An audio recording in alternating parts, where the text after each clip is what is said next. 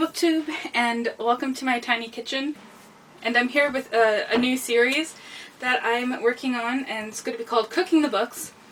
And basically I'm going to try and give like a book talk and cook a meal loosely inspired by it. So today I'll be talking about Unvanquished by Faulkner, and the meal I'm cooking is going to be chicken and waffles with collard greens. So yeah, that's what I'll be doing. I'll tell you what I'm doing. I'm just gonna preface this by saying I'm not like a chef.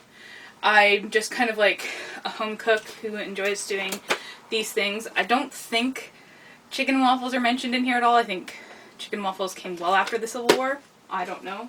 I didn't look up the history. So yeah, the first thing I'm gonna get started on is the collard greens. I have my big leafy vegetables here. But before we even think about adding those, we've got to get some bacon, which I keep in my freezer. Because I don't eat it enough before it goes bad. Okay, so I got some canola oil. I use that for cooking instead of olive oil because it's cheaper, and it has I don't know, there's something about smoke points, and canola is just, I find, better for cooking. So we're just gonna warm that up while I get started here. So at this point, I'm gonna tell you what the Unvanquished is about. It's one of Faulkner's lesser known works, but it's also arguably a really good place to start with him because it's more accessible than some of his other works.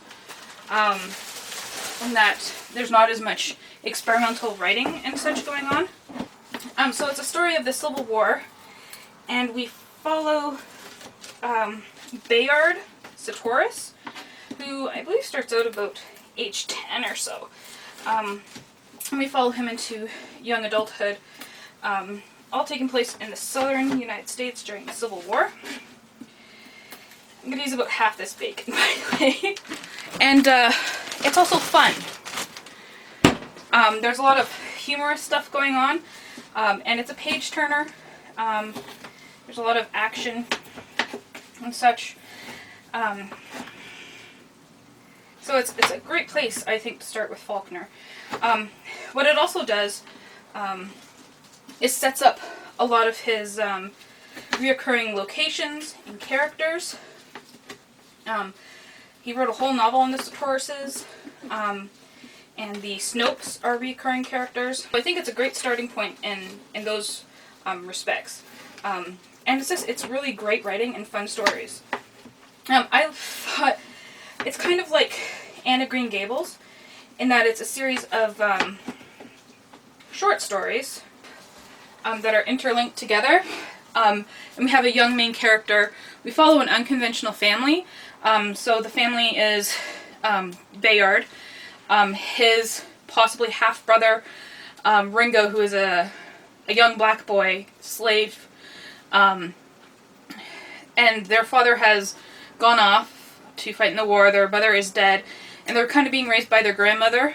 So it's kind of like that unconventional family that we see in Anne of Green Gables. It's a lot of fun stories mixed in with some serious stories, a lot of talk about friendship and family, and those kind of things. I'm just going to take off my gloves to move around the oil here. Yeah, so it's similar in that sense, but it's also not similar in that it's definitely not for younger children. There's a lot of murder going on, and talks about rape and all that kind of, stuff. Okay, booktube, so I did something silly, and I forgot to delete all the stuff off of my memory card, and it stopped filming after I added the onions, and I didn't realize. So, I'm just going to tell you what I did. So there's bacon in there already. I did the onions. I chopped up some garlic and some green chilies, and then I chopped up some of the collard greens, threw it in there, and added some chicken broth, So I'm ready to start the chicken. I have the oven preheated to 400 degrees Celsius. I put the chicken in some pickle juice. But the pickle juice apparently helps to break down some of the protein and allow the salt to get further into the meat, and it makes it quite flaky. So I'm going to talk a bit while I'm doing this about the themes in the Unvanquished, because we're still supposed to be a book video, not just a cooking video, right? So first theme, race. This book was written in 1938, and it's about our Civil War.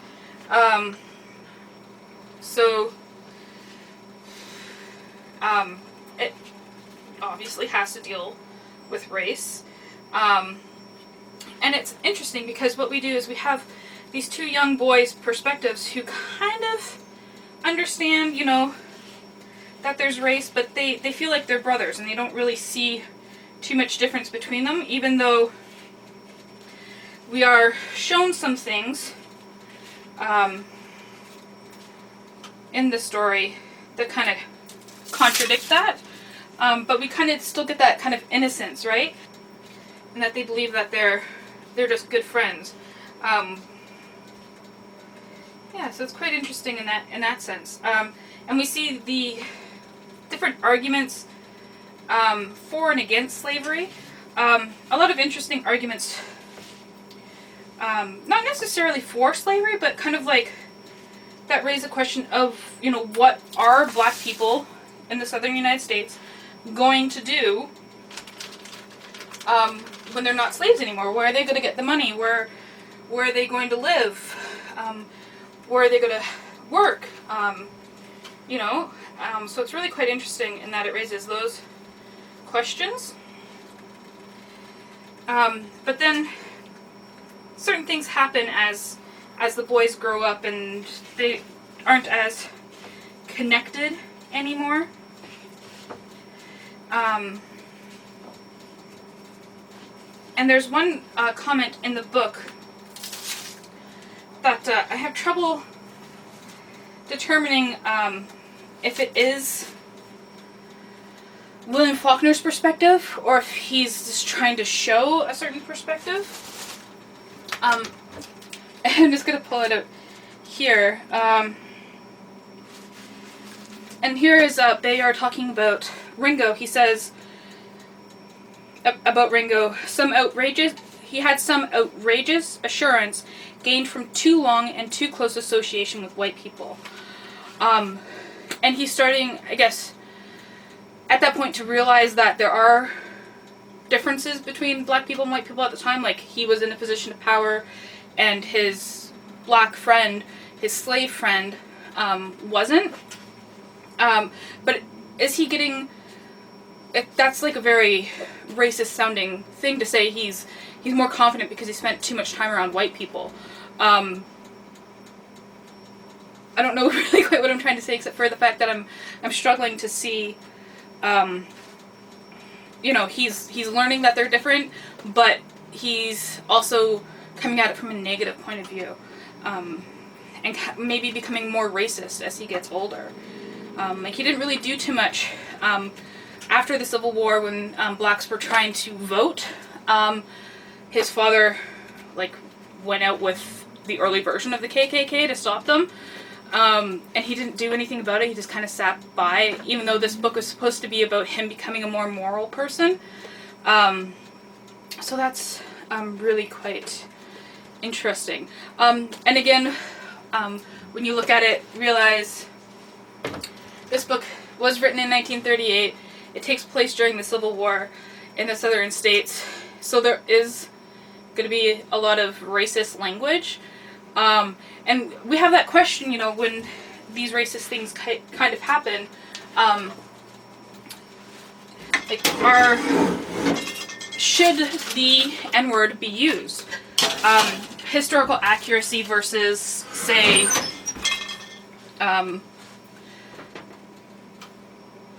not being racist. I don't know, it's not a sensitivity, it's you're being racist when you use that word. So is his use of that word historical accuracy? Is it racist? Should those words not be used? in a story about the Southern United States during the Civil War, even during the Civil Rights, you know, those words are gonna get thrown around, right? So there's interesting questions there.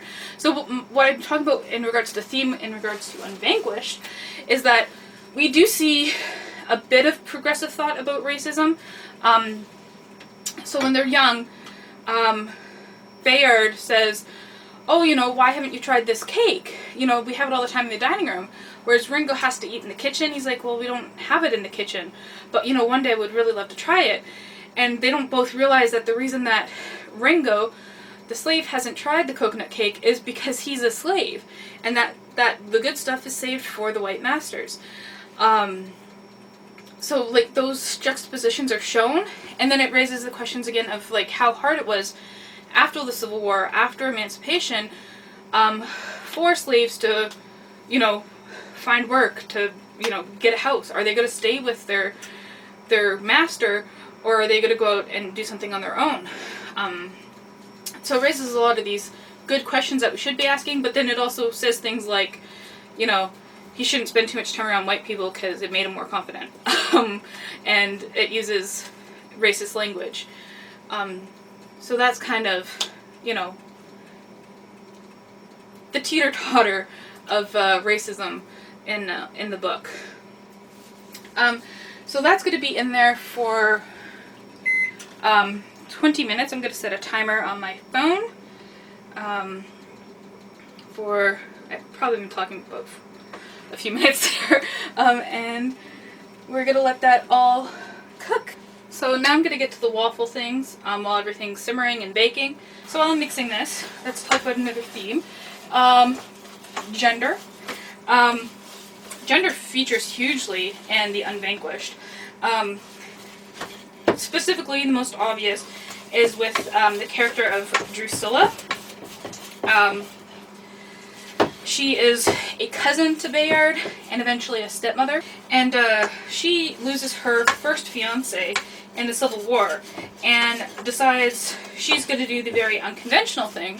And it says at one point in the book that she unsexes herself, meaning that she throws off all the stereotypical female attributes, especially in regards to grief, because what she wants to do is do what the men do, and that is go out and kill somebody, go get your vengeance, right? So she does it. She cuts off her hair, she wears pants, she joins John Sartoris's group of men, and she fights in the war. And that's a very interesting aspect of it, is that she completely goes against everything stereotypically feminine to do this. And I really liked that aspect of it. Another thing I just want to actually read from the book. So this is Drusilla talking about the differences in the life of women before the war and then after the war. Living used to be dull, you see, stupid. You lived in the same house your father was born in, and your father's sons and daughters had the sons and daughters of the same Negro slaves to nurse and coddle. And then you grew up and you fell in love with your acceptable young man, and in time you would marry him in your mother's wedding gown, perhaps, and with the same silver for present she had received. And then you settled down forevermore while you got children to feed and bathe and dress until they grew up. And then you and your husband died quietly and were buried together on a summer afternoon just before supper time. Stupid, you see? But now you can see for yourself how it is. It's fine now. You don't have to worry now about the house and the silver because they get burned up and carried away. And you don't have to worry about the Negroes because they tramp the road all night waiting for a chance to drown in homemade Jordan. And you don't have to worry about getting children to bathe and feed and change because the young men can ride away and get killed in the fine battles. And you don't even have to sleep alone. You don't have to sleep at all. And so all you have to do is show the stick to the dog now, and then say, thank God for nothing, you see? There, they've gone now. And you better get back to bed, so now we can get an early start in the morning, blah, blah, blah, blah, blah. So you see, like, she's saying, I don't have to fall into that same thing of marry, you know, the man that I've known my whole life, that I grew up with, have children, go through the exact same thing, literally like wearing the same wedding dress, using the same silver, going through the same life. This war has changed things for women. And we also see this in the character of Granny, who is at times very much into maintaining the status quo, but also at times challenging it. She's a very kind of gray character. She likes to present herself as black and white, but she's not. So she presents herself as a very, straightforward Christian woman with morals and stuff. But she has no problem swindling the Union Army, which is a hilarious story in the book. I'm not going to spoil it because it's just so funny, and I think you should read it. So we have this duality in her too, where she's quite stuck in the old ways, but then she's also, has to change because of the war.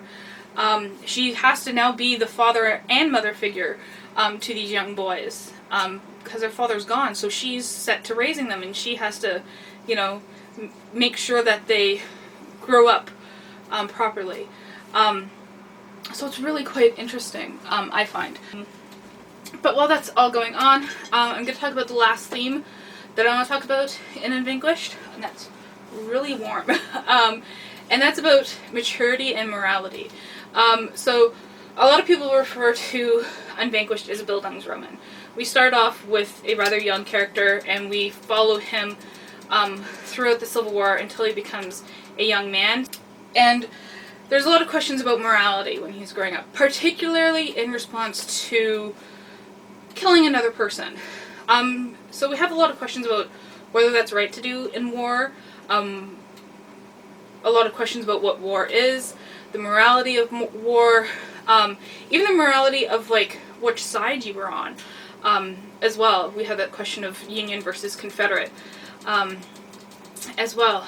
But specifically in regards to Bayard, we have this to kill or not to kill. So when him and his friend Ringo, where's the thing I'm looking for? When him and his friend Ringo are quite young, they see some Union soldiers coming up to their house. I think they're about 11 or 12, and they try to kill them.